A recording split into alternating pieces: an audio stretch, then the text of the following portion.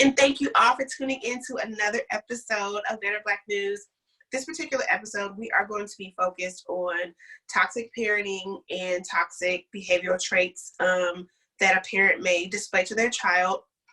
And this can mean a lot of things, but we're going to uncover that. We're going to talk today with Darnisha Sellers, who's a therapist, and she's been working with children for 10 years. Darnisha, how are you? Hello, I'm good. Thank you for being here. Thank you for being a part of this. I appreciate you taking time out of your schedule.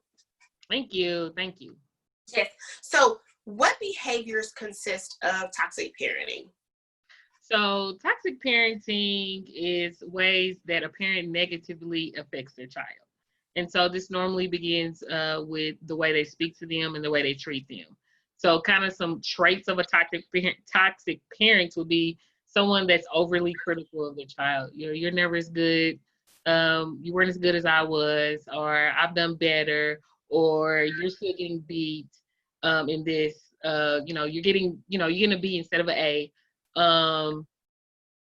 They make the child responsible for their happiness. So it's not so much about the child being not good. It's about what it looks like to them. Right. They don't talk to them. They talk at them. So it's, you're not doing this. You're not doing that. You're not, all these negative aspects about what they may be doing. And so anything that may make the parent feel like it's a reflection of them. Right. So I'm happy you said that, because that just brought a memory of mine. I remember I was having a conversation with one of my really good friends, and she was telling me about her mom, how it was normal for her mom to call her a stupid bitch. Like, it was normal. And it wasn't like it was in a playful manner, even though I feel like you shouldn't play at all with that kind of word with your child. But she would call her daughter a stupid bitch all the time. And I remember her telling me how it made her feel. And she said it would just hurt her feelings, and she just got to where she was numb to it or whatever.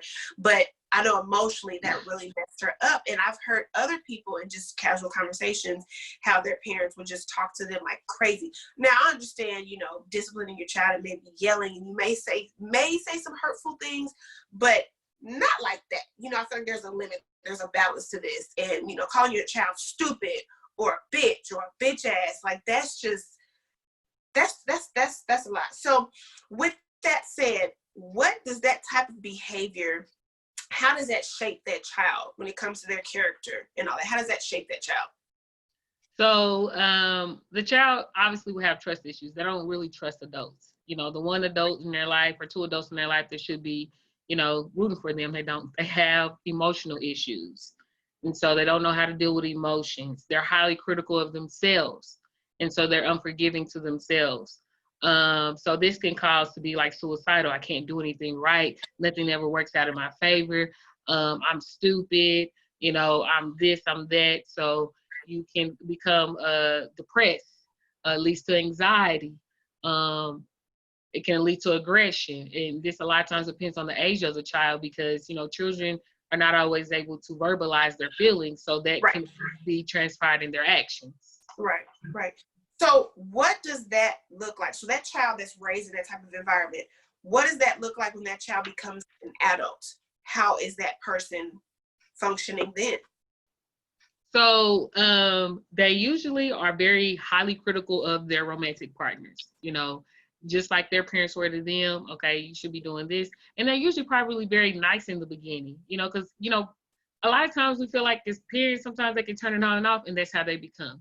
Very kind of like narcissistic behavior, but they're very highly critical of their partners. They are nitpicking every little bitty thing. They struggle with their emotions.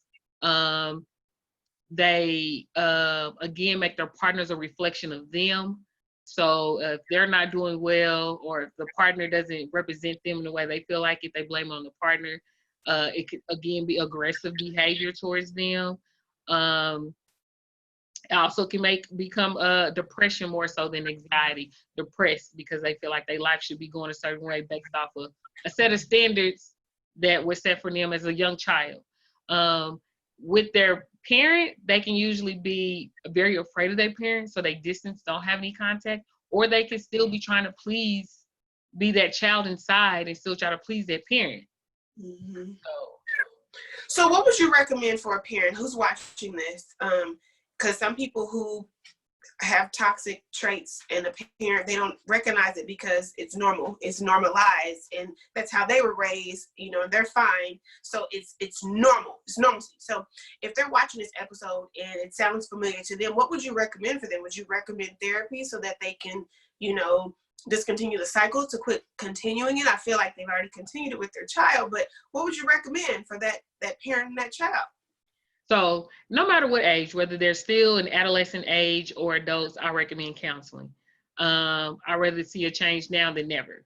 So I would recommend individual counseling for both the parent and the child. Usually there's some behaviors in that parent, either that's the way they were raised, something happened to them where they feel like those behaviors are okay. And then they, you know, then put it on their child. They didn't achieve certain goals. And so now their child's a reflection of all the goals they didn't. So now they want their child to be all the things that they weren't. Right.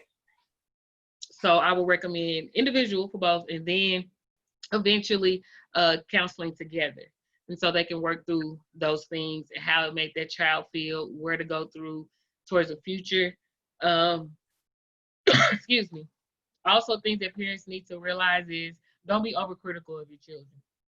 Encouragement and advice can get you much further than being overly critical of your children. Mm-hmm. So that's at any age. Also, clear and concise communication.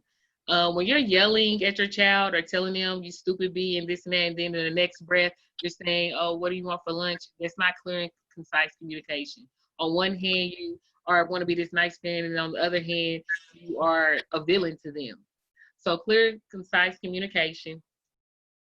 And this should go without saying, but unconditional love towards your child. So no matter how good or bad your child is, that unconditional love should be there, and you should be willing to work with them through whatever that is. And I think this is one important aspect I think parents miss out on, but understanding that your children are not reflections of you. They are their own individual people. So they may not ever want to do the things that you did. They may not live up to what you have in your mind of what you feel like they should be, other than good, productive people. So I think a lot of times parents create, when they have children, they feel like these are mini me's. Right. And they should, you know, live up to what I feel like I would live up to if it was me. But understand your children are individuals, and they're going to have their own goals and aspirations and things they want to do. And that is not a reflection of you solely. So understanding and being supportive of that.